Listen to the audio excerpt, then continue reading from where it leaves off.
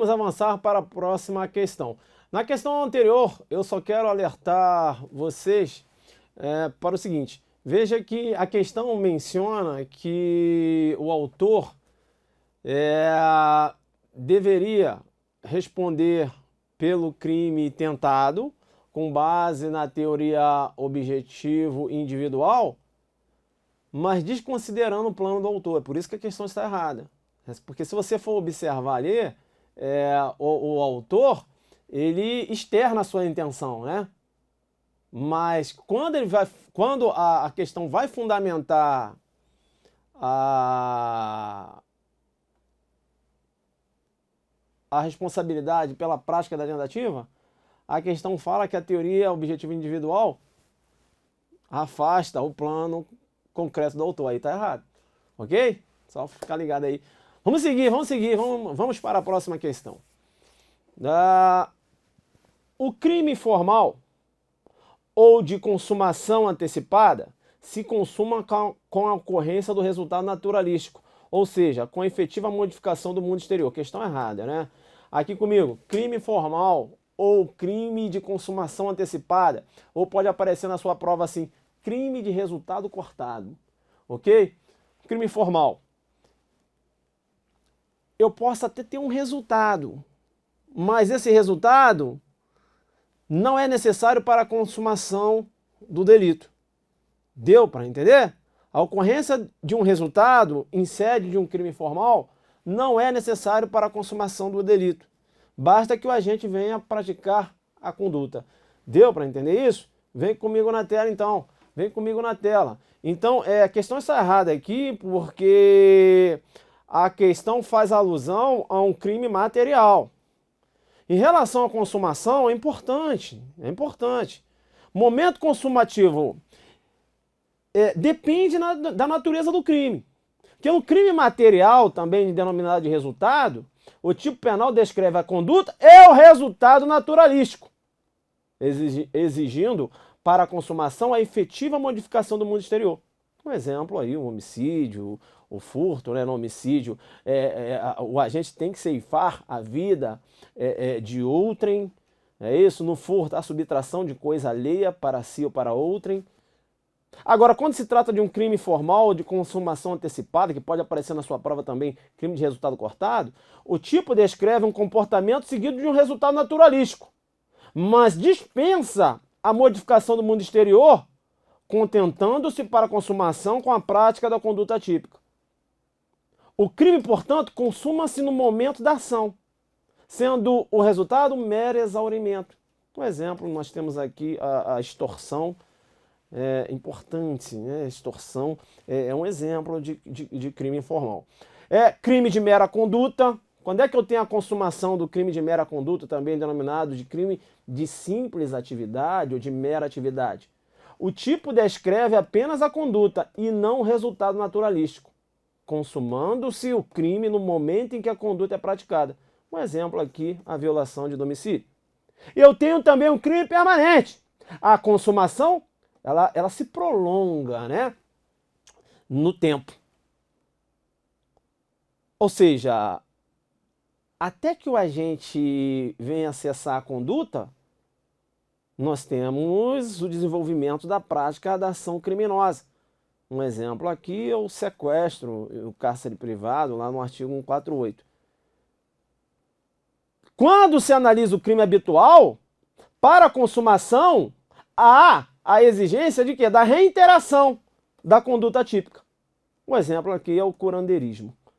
Deu para entender? Então veja, você tem que entender aqui comigo o momento consumativo desses crimes, para você andar bem na prova. Deu para entender? A diferença da consumação de um crime formal para um crime material, de um crime habitual. Deu para entender isso? Isso você tem que... de um crime de mera atividade, ou mera conduta. Vem na tela. Deu para entender? Então tem que, tem que ficar ligado aí, tá? Então, crime de mera conduta pode aparecer na sua prova de mera atividade ou de simples atividade, né? A gente falava sobre isso aí. Crime qualificado pelo resultado. Quando é que dá a consumação de um crime qualificado pelo resultado? A consumação se dá com a produção do resultado, que agrava especialmente a pena do agente. Um exemplo, eu coloquei aqui, lesão corporal seguida de morte. E um crime omissivo próprio? Ah, o omissivo próprio, um exemplo aí, 135, lá do omissão de socorro. Consuma-se no momento em que o agente se abstém de realizar a conduta devida, imposta pelo tipo mandamental. Ok? Então, um exemplo aqui, nós temos a omissão de socorro. Ok? É isso, né? Veja, quando nós tratamos da omissão de socorro, né, nós temos aí o agente, ele se abstém de uma realização de uma conduta. Ou seja, socorrer, ele deixa de socorrer. Deu para entender? Outro exemplo aqui é o crime de omissão de notificação de doença, né, lá do artigo 269 do Código Penal. Ok? E em relação aos crimes omissivos impróprios, crimes omissivos impróprios. Quando se trata dos crimes omissivos impróprios, também denominados de crimes omissivos por omissão, crimes omissivos por comissão, né? Crimes omissivos por comissão, consuma-se com a produção do resultado naturalístico. Aí a gente tem um exemplo aqui, né? O agente garantidor somente pratica o crime, né? Pratica somente o crime é praticado somente por aquele que ocupa a posição de garante. Deu para entender? E é mais aqui, ó. Tem a produção, a consumação vai ocorrer aqui, produção do resultado naturalístico. Artigo 13, parágrafo 2º, lá do Código Penal, né? Esse 11 aqui, não sei de onde. Deu para entender? Ok, então é interessante a gente ter conhecimento da consumação desses delitos aqui. Vamos para a questão de número 37. No crime silente ou concurso absolutamente negativo, o agente não tem o dever legal de evitar o resultado. Tampouco adere à vontade criminosa do autor, razão pela qual não é punido. Questão correta. Tá? Aqui, ó, crime silente é a denominada participação negativa ou participação passiva. É a conivência. Ok? Então, se eu tenho um médico que vai praticar um aborto, mas um aborto ilegal, e convida uma estagiária apenas para assistir à prática daquela ação ilícita, penalmente falando, essa estagiária não vai responder penalmente, ainda que tenha assistido à prática daquela ação. Ela não tem o dever de evitar aquele resultado. Deu para entender? Então, o simples fato de assistir não a coloca em uma situação de punibilidade. É a chamada conivência. É a participação negativa, também chamada de participação passiva. Vem comigo na tela.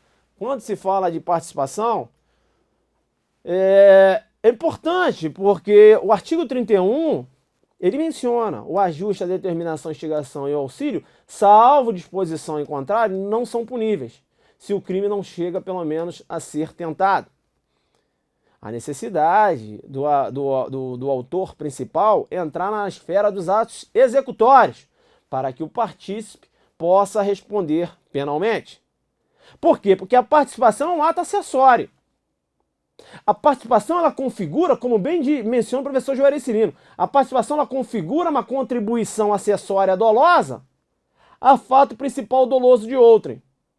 E assim depende da existência do fato principal como a parte depende do todo. Essa colocação do professor Juarez Cirino aqui é excelente. E nós temos a conivência, que é a denominada participação negativa. Deu para entender? A conivência, também chamada de participação negativa, né? Ou como nós analisamos aqui, ó, como veio aqui, ó, no crime silente, né? Não é punível. E aqui eu coloquei a estagiária de medicina que assiste aborto praticado pelo médico, fora das hipóteses legais.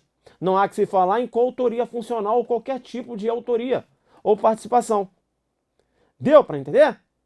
É muito interessante porque não é possível a participação em crimes culposos, pois quem ofende o dever de cuidado é considerado autor de crime autônomo. Aqui comigo. Não há que se falar em participação em crime culposo. Deu para entender? Porque o agente que, ainda que venha colaborar com um crime culposo, ele vilipendia o dever jurídico de cuidado. Então ele pratica um crime autônomo. E ele figura como autor e não como partícipe. Deu para entender?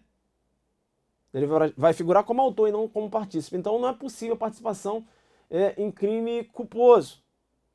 Agora eu chamo a sua atenção. Professor, em relação à coautoria?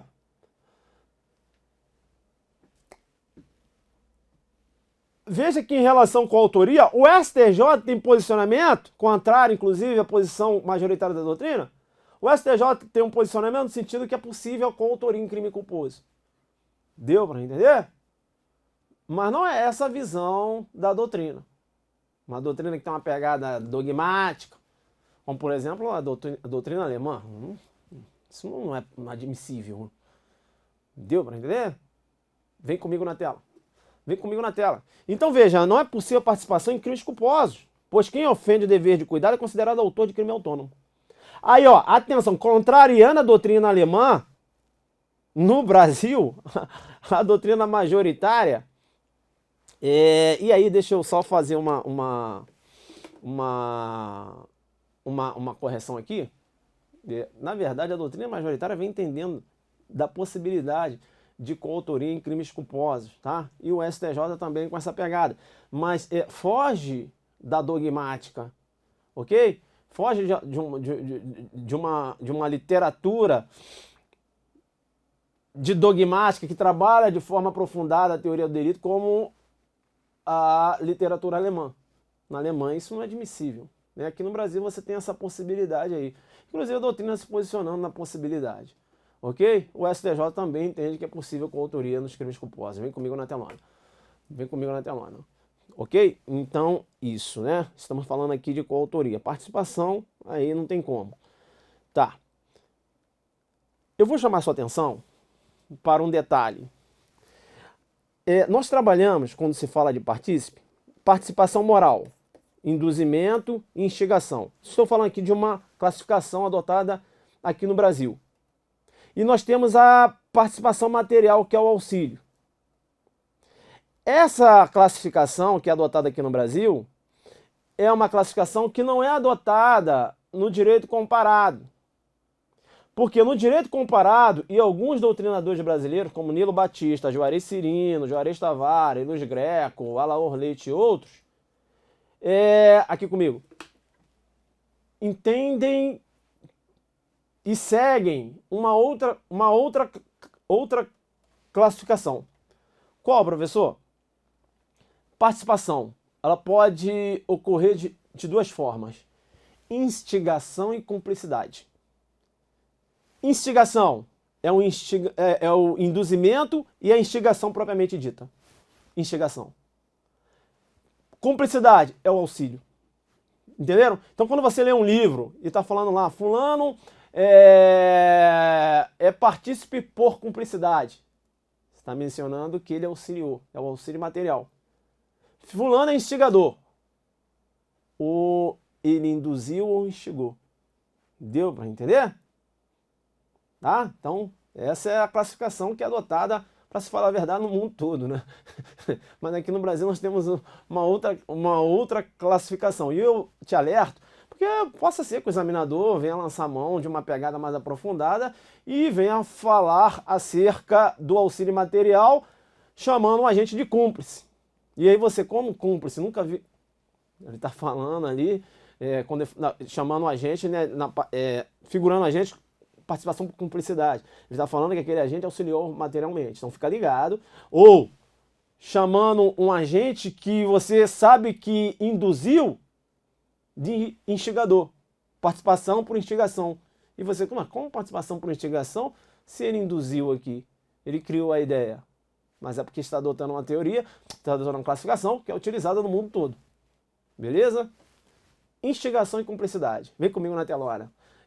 Professor, isso aí. Então, para esses doutrinadores aqui que eu citei agora, e a doutrina comparada, instigador, instigação, participação por instigação. Instigador, né, que é mediante influência psíquica sobre o autor, como convencimento, presente, promessa, recompensa e similares. Então ele provoca a decisão pela prática do crime. Esse aqui é instigação. Ok? E aqui também é quando a gente incute no autor a ideia. O induzimento também entra aqui. Beleza? E a cumplicidade? É o auxílio material para a realização do fato principal doloso. Assim como o instigador, o cúmplice, ele também não controla a realização do fato punível, o qual só pode ser exercido pelo autor. Então aqui comigo, a participação por instigação, aqui eu vou utilizar a classificação do mundo, né? A participação por instigação ou a participação por cumplicidade, o partícipe ele não tem o controle do fato. Deu para entender? Ele não domina o fato. A conduta dele é acessória. Seja uma conduta na órbita da instigação, que é o induzimento e a instigação propriamente dita, e também a cumplicidade, que é o auxílio material. Ok? Vem comigo na telona. Vem comigo na telona. Beleza, então. E aí é importante, porque a cumplicidade é diferente da conivência. Cumplicidade eu tenho auxílio material. Na conivência é a participação negativa, participação passiva, que não é punível, é o gabarito, inclusive, aqui da nossa questão. Que menciona aqui que o agente não é punível. O crime silente. Ou seja, crime silêncio, né? Participação, o denominado concurso absolutamente negativo, participação passiva, né? Então, importante isso. Tá. Vamos aqui eu coloquei, né? Já falei aqui desse exemplo da estagiária de medicina, volta aqui, né? Olha só o que eu fiz aqui. Ah, voltou. Joguei duro. Falei da estagiária de medicina que assiste o aborto, né? Praticado pelo médico fora das hipóteses legais. Não há que se falar de coautoria funcional qualquer tipo de participação, porque eu tenho uma participação passiva. Tá, detalhe, tá? A participação ela pode ocorrer em qualquer fase do delito, inclusive nos atos preparatórios. Porém, para que haja punibilidade partícipe, há necessidade do início dos atos executórios. Excepcionalmente, pode ocorrer a punibilidade da conduta antes da prática dos atos executórios, se a participação já constitui crime autônomo. Qual, professor? Aqui comigo. Para que o agente responda como partícipe, o autor principal, ele tem que entrar na fase de execução do crime. Ok? Ok. Então, o MEV vai praticar um homicídio. Ok. Aí o Tício fornece arma de fogo para o MEV. Mas o MEV ainda não praticou, vamos adotar a teoria objetiva formal? Vamos. O MEV ainda não praticou a ação de matar, o verbo do tipo. O Tício vai responder? Em tese não. Opa! Mas e esse fornecimento da arma de fogo constitui um crime autônomo? Deu para entender?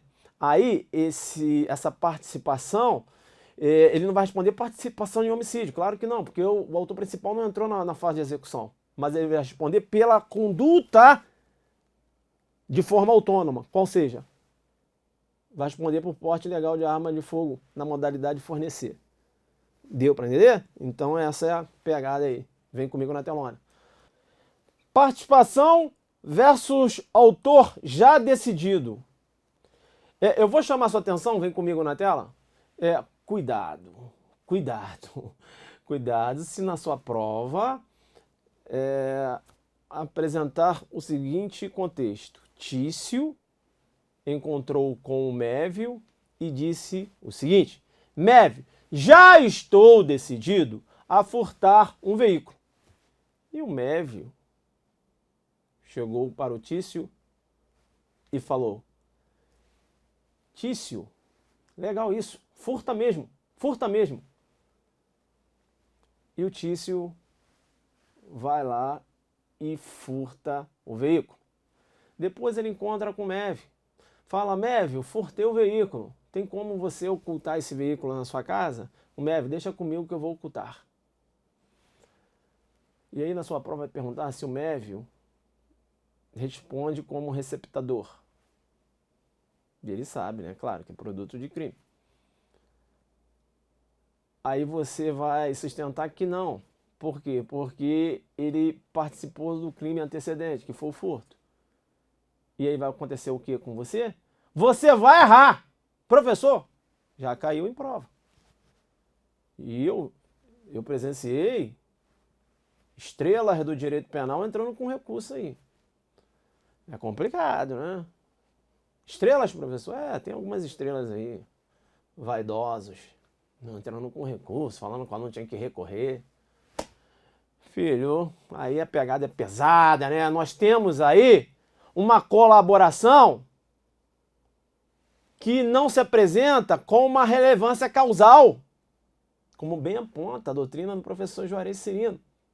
Se na sua prova menciona que o autor já estava decidido a prática do crime, a colaboração, ela não tem uma relevância. Essa colaboração é em que o agente, ele robustece, fortalece a ideia do autor principal. Deu para entender? Por quê? Porque o autor já estava decidido. Deu para entender isso? Essa colaboração de fortalecimento da ideia não tem relevância. Entendeu? Então ele vai sim poder responder por receptação e não como partícipe do furto. Autor já decidido você tem aqui. Vem comigo na tela, né, filho? Ah, professor, ainda bem que você me passou essa informação. Olha, alguns autores entendem que neste caso a participação não tem qualquer relevância. Juarez Cirino com essa pegada aí, tá? Importante isso. Tá. Outra informação importante é caso o partícipe colabora materialmente para o crime, mas a colaboração não é levada em consideração no momento do crime, não há que se falar em relevância da participação também. Qual, professor? Te dou um exemplo aqui. Na Azuc didática. A empresta uma arma de fogo para B, mata C, o qual resolve matar a vítima mediante asfixia. Veja que o A emprestou uma arma de fogo a B, mas B matou a vítima através de um outro meio. Qual? Asfixia, e não empregou arma de fogo. Ele matou a vítima através, mediante, né? Isso que eu queria falar, mediante asfixia, utilizando-se de uma corda. Eu tenho aqui a denominada cumplicidade psíquica, que é impunível. Essa é a posição da doutrina majoritária. Eu tenho ainda a denominada participação sucessiva. Ocorre na hipótese em que o sujeito participa mais de uma forma. Ou seja, o sujeito ele acaba instigando o autor principal e auxilia também materialmente. Professor, não entendi. Aqui comigo. Ele pode instigar ou induzir, né? Então o Tício deseja matar o Mévio e ele vai conversar com o Paulo. Aí o Paulo fala... Veja que agora ele não fala que já está decidido. Tá entendendo? A palavra é o já decidido. Tá? Então ele, não, eu vou matar o Paulo e tal. Não, mata o Paulo mesmo e tal. Né? Então ele acaba instigando, né? A ideia já existia, reforça a ideia.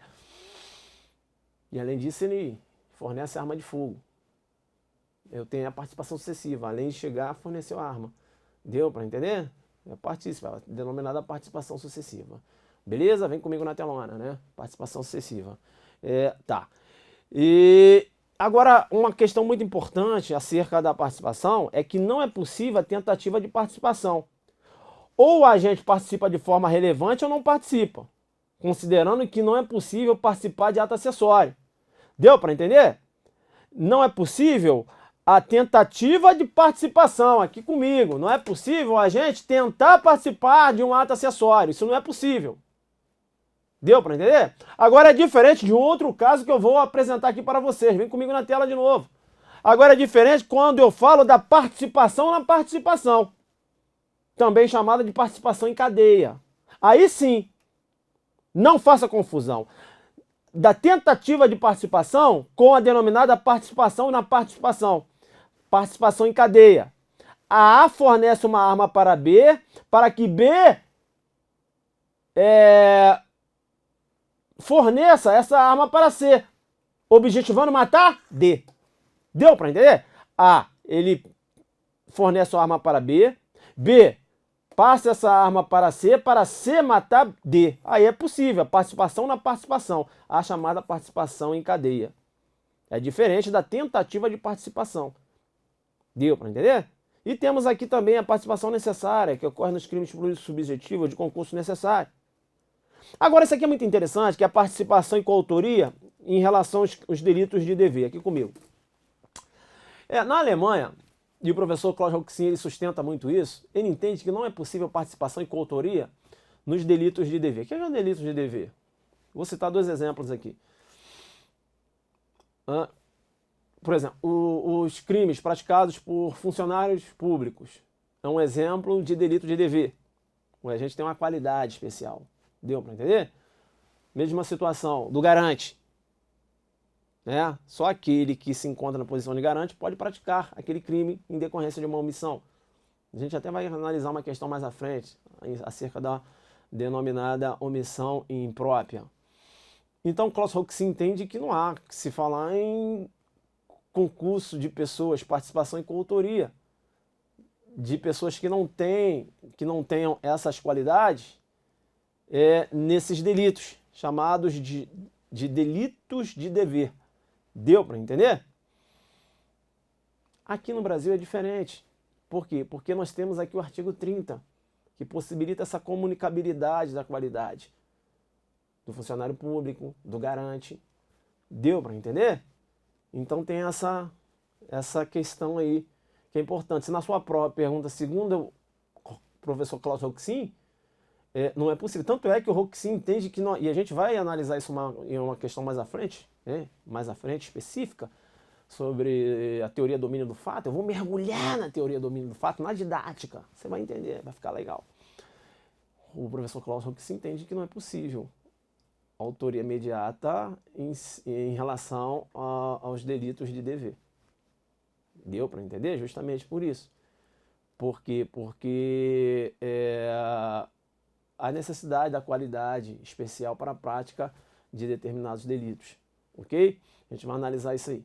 Vem comigo na telona, então. Veio comigo na telona. É importante, né? Então, os crimes... Aqui eu coloquei aqui, ó. Exemplos, crimes praticados por funcionários públicos e a omissão imprópria, né? Figura do garantidor. No Brasil, segundo a doutrina majoritária, é possível, considerando o artigo 30, né? Que menciona que não se comunica com as circunstâncias e condições de caráter especial, salvo quando elementares do crime. Ok, então, vamos aqui para a questão de número 38. Será que eu vou dar um intervalo para você? Não, eu vou fechar essa questão de número 38 aqui. Vamos lá. Questão 38. Em matéria de participação no concurso de pessoas, segundo o entendimento amplamente reiterado da doutrina penal brasileira, adota-se a teoria da acessoriedade mínima, questão errada, né? Essa questão ela trabalha com a concepção do grau de acessoriedade em relação ao partícipe. Então veja, para que o partícipe, e aí, levando em consideração a possibilidade da punição da atuação daquele que desenvolve uma conduta acessória. Em relação à acessoriedade mínima, para que o partícipe seja punido, a conduta do autor basta ser típica. Agora, muito interessante, porque para que o partícipe seja punido, basta que a conduta do autor seja típica. Então, Se o Tício está agindo em legítima defesa e ele é ajudado pelo Mévio e acaba o Tício matando o seu agressor, mas o Tício está cobertado por uma legítima defesa, o Mévio vai responder pelo homicídio. Por quê? Porque basta que o autor venha praticar uma conduta atípica. Professor, mas o autor... Mas ele está cobertado por uma exclusão de ilicitude. Não interessa. Deu para entender? O autor está, mas o partícipe não. Deu para entender isso? É a teoria da acessoriedade mínima, que não é adotada aqui no Brasil. Vem comigo na telona. É complicada essa teoria da acessoriedade mínima. Essa teoria permite a punição do partícipe, quando o autor tem agido acobertado por uma excludente de ilicitude. Nós temos a teoria da acessoriedade limitada.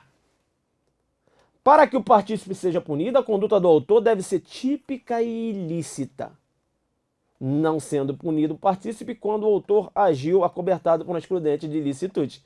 Aí sim. Aí sim. E por quê?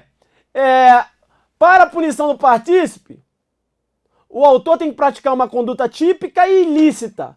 Então aquele que está agindo em legítima defesa e recebe uma colaboração de alguém e acaba praticando um homicídio, a conduta é típica, porém não é ilícita. Há um afastamento da ilicitude, porque ele está cobertado por uma excludente de ilicitude, a legítima defesa. A teoria da acessoriedade limitada é a teoria adotada aqui no Brasil. Teoria da acessoriedade limitada. Professor, limitada ao quê? Limitada ao injusto. O que é o injusto? Eu já falei para vocês. Fato típico e antijurídico. É o injusto penal. De uma concepção dos elementos negativos do tipo, ou da teoria ratio essendi, há uma fusão. Tipicidade com ilicitude. Agora, em uma concepção da ratio cognoscendi, também tem o justo, mas há uma separação. A tipicidade é indiciária da ilicitude. A teoria ratio cognoscendi é a teoria que os finalistas, de preferência dos finalistas, né? Veltzel, Hooks, inclusive, também funcionalista, adota a ratio cognoscendi. Vem comigo na tela, diferente do Cirinão, professor Juarez Cirino, que adota a teoria dos elementos negativos do tipo que tem como pano de fundo a ratio essendi. Para o professor Juarez Cirino, injusto em ação típica e antijurídica ao mesmo tempo, ou seja, a fusão entre tipicidade e ilicitude. Vem comigo na telona. Agora sim, na telona. Aí eu falei da acessoriedade limitada. Tem a teoria da acessoriedade máxima. Para a punição do partícipe, a conduta do autor tem que ser típica, ilícita e culpável. Ou seja, o partícipe ele só vai responder se o agente tem culpabilidade, o autor principal. Deu para entender isso? E eu tenho a hiperassessoriedade. Será possível a punição do partícipe quando a conduta do autor for típica, ilícita, culpável e punível. Se ocorre então a prescrição, o partícipe não responde mais, porque a conduta não é mais punível. Deu para entender? Interessante, porque em relação à punibilidade do partícipe, né, eu já tinha mencionado, a doutrina majoritária tem inclinação pela teoria da acessoriedade limitada, tá? Teoria da acessoriedade limitada. É suficiente para a punibilidade do partícipe que o autor tenha praticado um fato típico ilícito, que eu vou chamar de injusto. Então, aqui, ó, teoria da acessoriedade limitada. Limitado o quê? Limitado ao injusto. Típico fato, típico e antijurídico. Deu para entender isso? É isso aí, né? Vem mais aqui na tela, que a gente ainda tem umas discussões aqui. Vem aqui, vem aqui. Vem aqui na telona, eu quero chamar a sua atenção, né? É importante isso. É importante ressaltar que, como o setor da doutrina entende que a teoria adotada é a acessoriedade limitada e é aplicada no nosso ordenamento jurídico, mas há uma falha, porque acabam esquecendo aí da autoria imediata. Na autoria imediata, o autor imediato, em regra, não é culpável. Por isso, não se pode atribuir o cometimento de um crime a ele, nem mesmo como partícipe. Deu para entender? Então, todavia, a acessoriedade máxima afigura-se como a mais coerente, por ser a autoria imediata aceita pela nossa doutrina. Deu para entender isso? Então tem essa observação aqui, inclusive feita aqui pelo professor Kleber Masson. Ok? Ok, então é isso. Aqui comigo, né? Aqui comigo. Então, vou agora deixar você beber a sua água e nós retornamos no próximo bloco.